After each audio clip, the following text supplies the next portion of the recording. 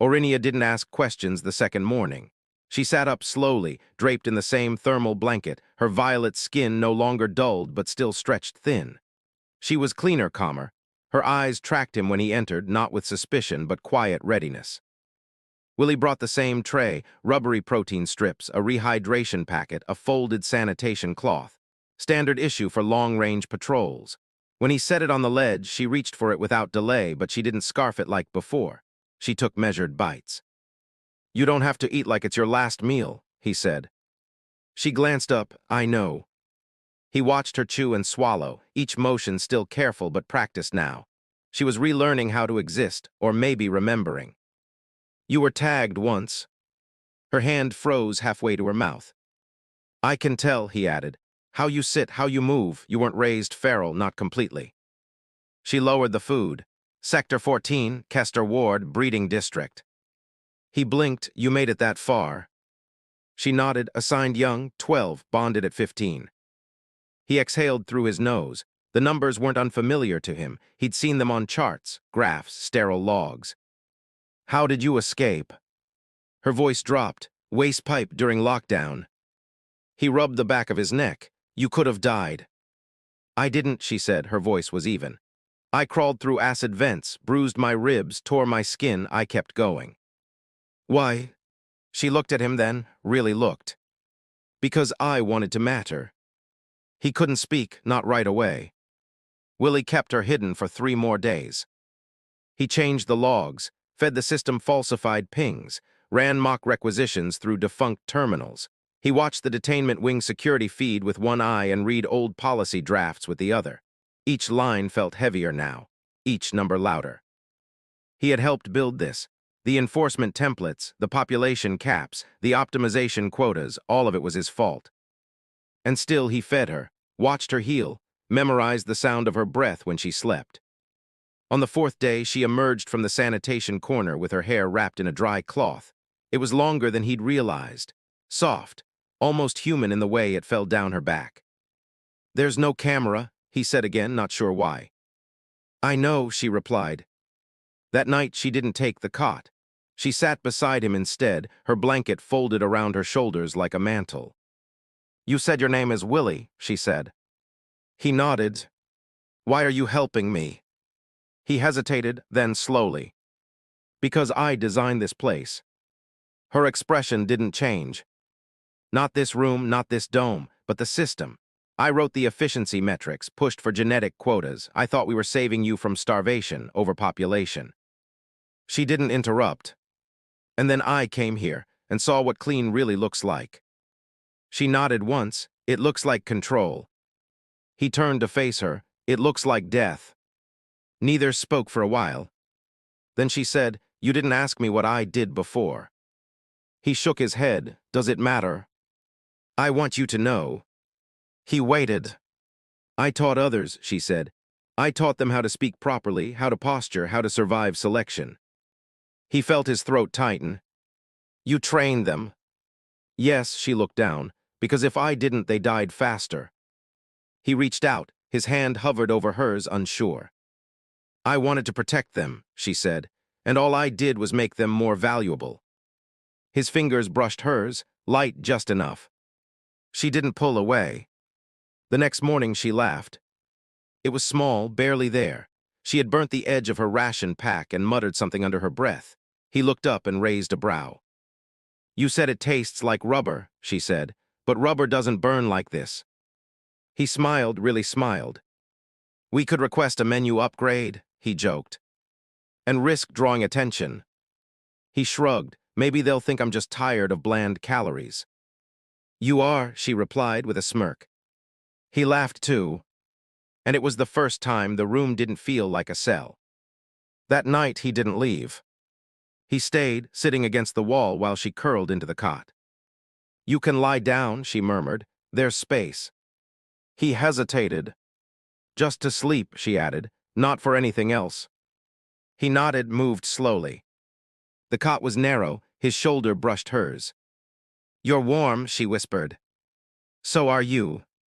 She didn't answer, but her breathing deepened. And eventually, so did his. The 5th morning, she said his name differently. Willie. It sounded full, no longer cautious, no longer polite. He looked at her. Thank you, she said. He swallowed hard. For what? For not asking for anything back. I didn't do anything. You did everything. He turned away, not out of shame, but because he wasn't ready to believe it. When he looked back, she was still watching him. Do you think, she asked, we can ever leave this place? He didn't lie. Not easily. But it's possible. Yes. She nodded.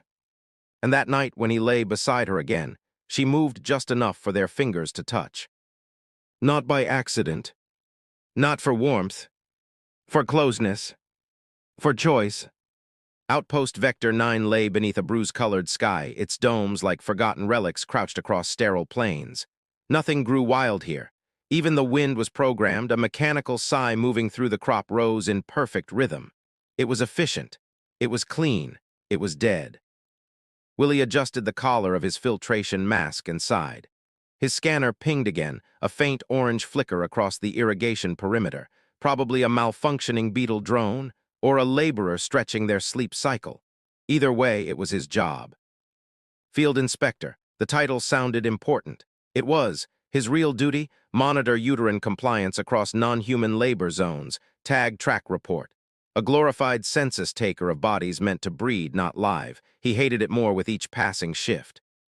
He stepped over a furrow and moved toward the fence, the edge of the monitored sector. Dust crunched beneath his boots. The wind curled against his coat, tugging at the hem like a ghost. Movement. Low and fast, near the drainage shaft, not a drone. He ran. His boots struck the compacted soil in rhythm, scanner bouncing against his hip. The figure stumbled. He lunged, grabbing a narrow wrist with one hand and clamping a restraint on the ankle with the other. She crumpled. Not like someone caught, like someone already broken. Thin skin a dusky violet dusted with silver. Black hair tangled down her spine like drowned silk. No scream, no struggle, just trembling. Virulent, he muttered. No tracker, no band, no assignment ID. She was invisible. He crouched beside her and turned her face to the light. Her eyelids fluttered. Her eyes were dark like dying embers, burned out but not dead. You're not tagged, he said quietly. She swallowed. Her throat moved like it hurt to speak. I know, she whispered. You know what that means. She nodded slowly. Then with practiced resignation, she pushed herself to her knees, hands loose at her sides. I'm not pregnant, she said. Not chipped, not assigned. Protocol said, report. His voice said, escaping. Her eyes met his, just for a second. Something fragile inside them cracked. Please, she said, don't send me back. I'll work. I'll stay quiet. I will bear you strong children. Just don't turn me in. He flinched. It wasn't the plea. It was the way she said it, like she didn't believe it but had nothing else to offer. Above them, a patrol drone passed in a slow arc, green lens sweeping the sector. Willie stepped between her and the sky. Get up. She hesitated. He pulled her gently to her feet. Her weight was shockingly light. Where are you taking me? Somewhere the cameras don't look. He led her quickly along the outer corridor, shielded from central command feeds, a side wing used mostly for supply transfers. His wrist pad blinked as he logged a false requisition. Unauthorized specimen seized for misbehavior, pending reassignment. No name, no image. In the detainment module, he keyed the override. The restraint on her ankle deactivated. Zid. She obeyed slowly, pulling the thermal blanket from the cot and wrapping it around her shoulders like armor. He fetched a water pouch, knelt, handed it to her. She drank, coughed, drank again. He sat across from her. This was wrong, protocol screamed inside him, but he was calm, terrifyingly calm. She watched him with wary eyes. You're lucky I found you, he muttered. I don't feel lucky. He couldn't argue. You'll stay here. I've logged you as confiscated equipment. If anyone finds you, I'll be court-martialed. You'll be terminated. She didn't flinch. Don't speak, don't leave, don't trust anyone else. She nodded. As he turned to go, her voice stopped him. You don't even know my name. He paused, hand on the door panel. I don't need to. He left, but the lie tasted bitter. He didn't sleep that night. His quarters were quiet dim. Outside, the artificial moonlight coated the rooftops in cold silver. He sat on the edge of his cot, staring at the system monitor. No alerts, no flags. No sign of her. That was good. That was terrifying. He stripped off his uniform, letting the regulation fabric fall like shed skin. His body felt wrong, tight, like he'd been holding his breath for too many years. She was still in his head. I will bear you strong children. He knew what that meant. Not family, not love. Utility. Virulins were classified as genetically optimal under sector law. Their reproductive capacity was regulated like crops, seeded, processed, sterilized. She had offered what she'd been taught to offer. He sat there until the sky turned gray again. The next morning, he keyed in the override and entered the module. She was awake, lying still, blanket pulled to her chin. He brought food and water. She didn't speak, didn't eat until he turned away. Her hands trembled. He watched without watching. After she finished, she set the tray down carefully. He sat down again. You're not just untagged, he said. She didn't respond. You're running. A pause, then a soft answer. Yes. Why? Because I wanted to live. He looked at her, really looked. What's your name? Her lips parted, a breath, then. Aurinius. It tasted like freedom. He nodded. I'm Willie. Silence. Then something shifted. Not much, but enough. It was the 6th morning. The air inside the detainment module had grown stale, not from lack of filtration, but from time. Willie had checked the system logs 4 times since midnight. All quiet, all clean, nothing suspicious, nothing flagged, and that made him nervous. Aurinia sat on the cot, folding the edges of the sanitation cloth into perfect squares. It had become a habit, a small ritual of control in a world that had stripped her of it. He admired her precision, not like a soldier, like someone reclaiming space. He placed the morning tray down and leaned against the far wall. I sent in another update, he said. Still no pings. They will come, she replied, not looking up. Sooner or later, the system doesn't forget, it just waits. He didn't respond, couldn't. Her words settled into him like sediment. When she finally did look up, her expression was calm, not empty, controlled. How long do we have? A week, maybe 2, if we're lucky. And if we're not? He exhaled. A sweep drone could log a heat signature outside protocol, a random audit, someone curious about an odd requisition. Then we need to move. He nodded, I'm working on it. That afternoon, the detainment door chimed. He hadn't requested access. Panic flared through him as he stood. Aurinia darted behind the sanitation divider in a single breath, silent as shadow. Willie keyed the access pad and braced himself. The door slid open. A junior enforcer stepped inside. Uniform crisp, visor down. Random audit, the enforcer said. Willie forced a smirk. We're doing those again. Orders from Central. Several requisition logs were flagged for time irregularity. Shit. This one was just a detainment module, he said. Confiscated gear, barely functional. Mind if I verify? Willie stepped aside. The enforcer walked in, scanning the space. Tray, blanket, water pouch, sanitation cloth. No cameras. Not for gear modules, old protocol. The enforcer tilted his head toward the cot. Someone's been sleeping here. I do long shifts, it's quiet. Sure it is. He paused near the sanitation curtain. What's behind that? Dry storage, filters and towels want to see. No, I trust your inventory. He turned. Don't let Central catch you napping again, Inspector. I'll try to keep my vices off the logs. The door slid shut. Silence. Willie exhaled, hard, his heart pounding. He crossed the room, tapped twice on the side panel. Aurinia emerged slowly, her face pale, sweat along her collarbone, eyes wide. He held out a hand, she took it. They're looking, she whispered. Yes, you saved me again. This time was too close. That night she didn't sleep, neither did he.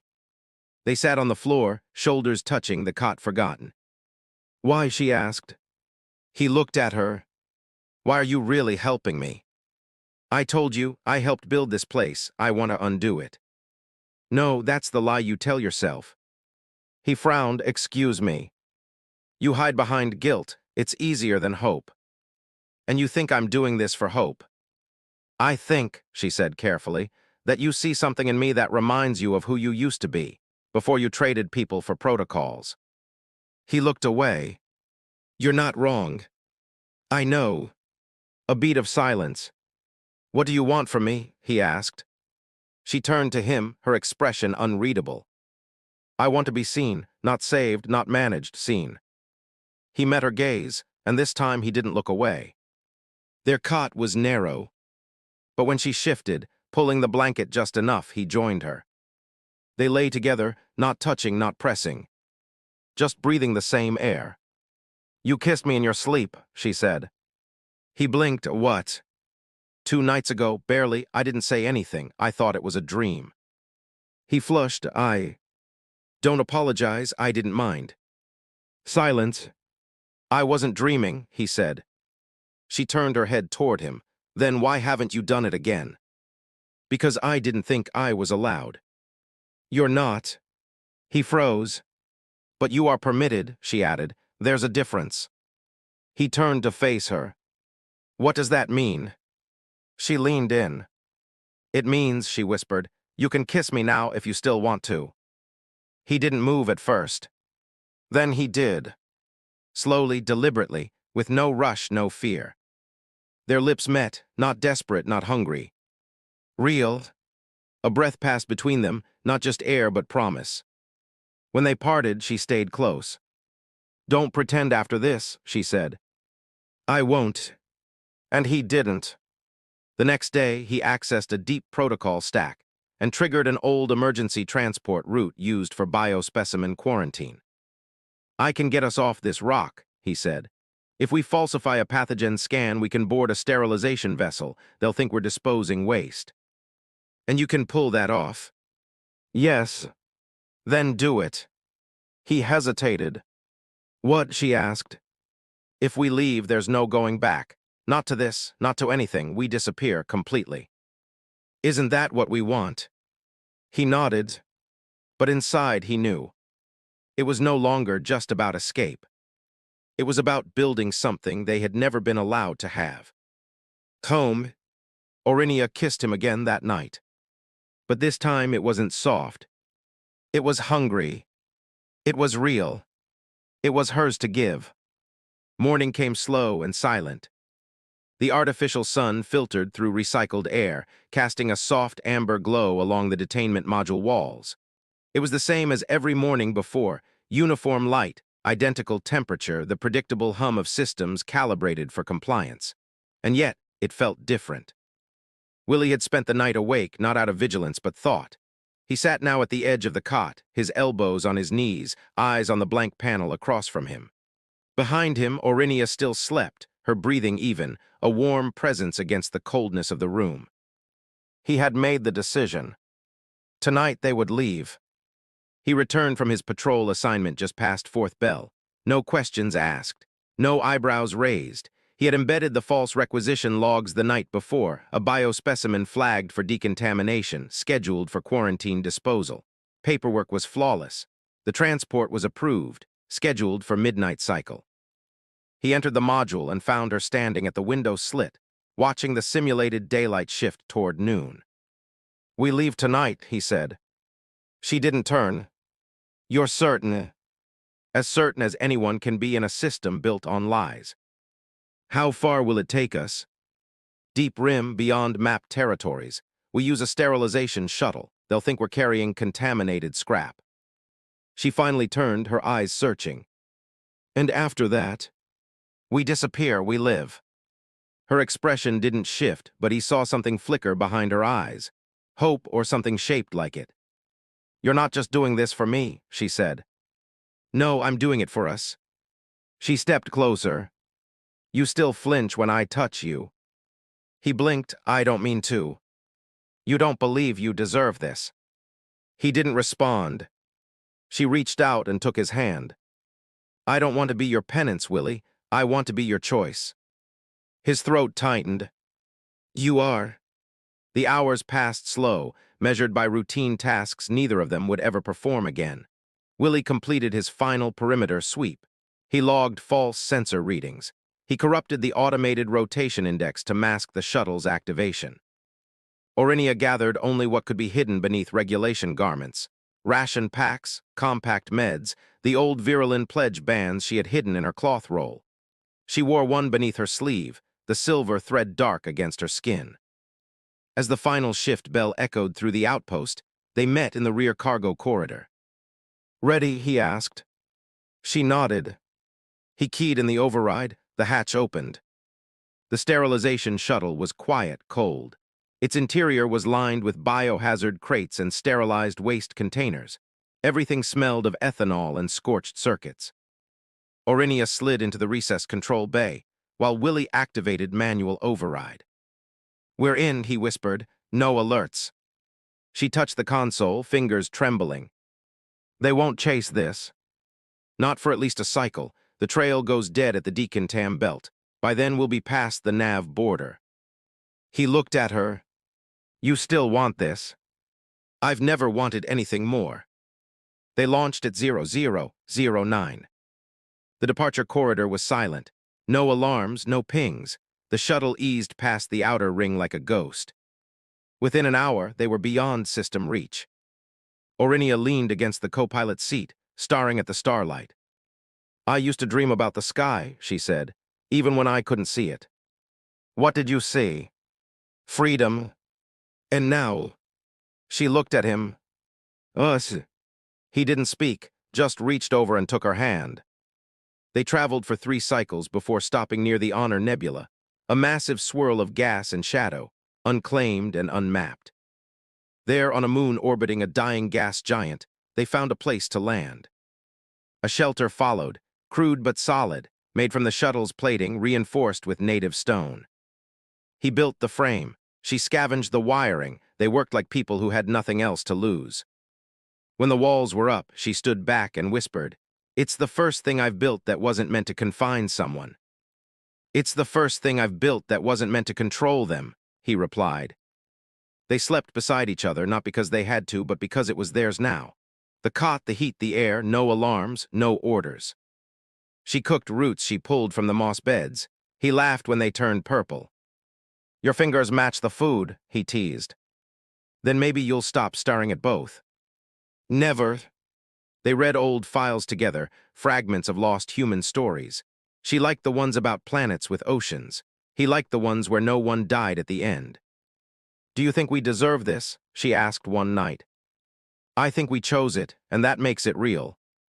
The Virulin pledge bands were woven from soft metal and colored thread. He wore his on his left wrist. She wore hers near her elbow. They exchanged them beside the grove, beneath an orange sky that no satellite would ever chart. No vows, he asked. We've made them already, every time we chose each other instead of the system. He nodded, and then she told him. I'm late. He stared. 6 cycles, I've had the dreams, I feel it. His breath caught. We're going to be a family. He fell to his knees, laughed, cried, wrapped his arms around her waist and pressed his forehead against her belly. You saved me, he said. We saved each other, she replied. And under a sky no human or Virulin had ever claimed, they built a future that no one could take. Not earned, not permitted, chosen. The sun over the unnamed moon rose differently. It had no artificial cycle, no calibration, no purpose beyond itself. It rose because it could, because the dying gas giant still turned and the light still fell. Orinia stirred before the first full light. It had become a habit, not one born of survival or fear, but choice. She lay for a long time watching the slow amber spill across their stone and plating shelter, watching it reach the folds of the blanket where Willie still slept beside her, one hand draped over his chest, the other curled loosely near her pillow. His face looked different in sunlight, younger or maybe just honest. The deep lines of vigilance and doubt had softened into something steadier, quiet content. She reached out and traced the worn edge of the Virulin pledge band on his wrist.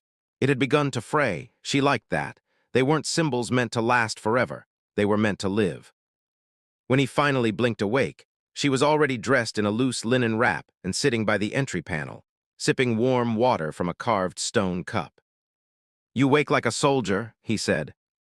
"I wake like a mother," she replied. His eyes widened a little. They hadn't spoken the word aloud since the day she told him. "How long now?"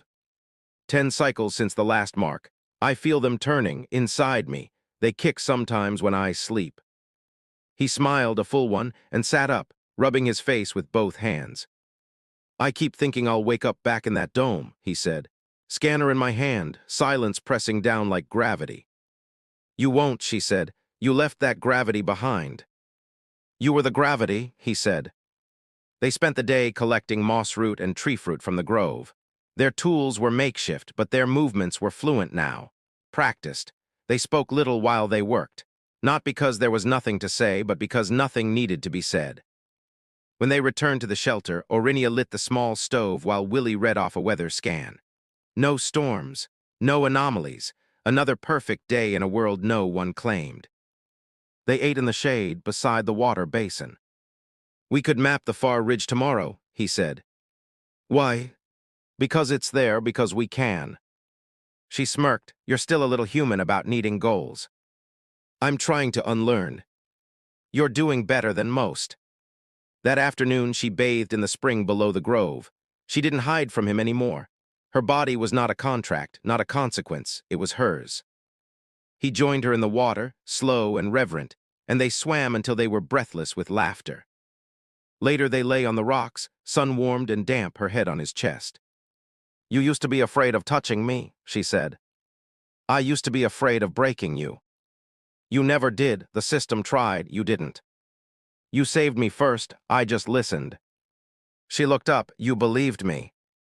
He nodded. "And you believed in me when I didn't deserve it." "You do now." As evening fell, they sat at the doorway and watched the stars form above the hills. "Will you tell them?" she asked. "Tell who?" "Our children, about where we came from." "Yes, when they're ready, not as fear, as truth." "What will you say?" "That their mother changed the world by escaping it, and their father followed because he wanted to be part of something finally worth choosing." She smiled. "You're better at poetry now." "I've had a good tutor." That night they lay on the cot beneath the solar canopy. Orinia's hand found his across her belly. "They'll be strong," she said. "Not because of genes, because of stories." "Ours. Ours." He kissed her shoulder. "Promise me something. Anything. If they ever come looking for us." "They won't. If they do, you run, take the child, go." She shook her head. "No, we fight not to destroy, just to exist. Together. Always." In the years that followed, their shelter grew into a home. A second child came, then a third. The grove expanded. The spring deepened. He built a watchtower, not for danger, but for stargazing. She taught their children how to speak in multiple tongues. He taught them how to take apart anything mechanical and put it back together better. Some nights they danced to music hummed by memory. Some nights they sat in silence and said everything. On the 20th cycle of their escape, a ship passed by the nebula's edge. It did not stop. Its scanners did not ping. Orinia watched it from the tower. "They won't find us," she said. Willie, older now, joined her. "Even if they do, they won't know us, not anymore." She turned to him. "We are not fugitives, we are roots." "We are love," he said. And for the first time in the known histories of either species, that was enough. The system had lost their names, but they had found them. Together,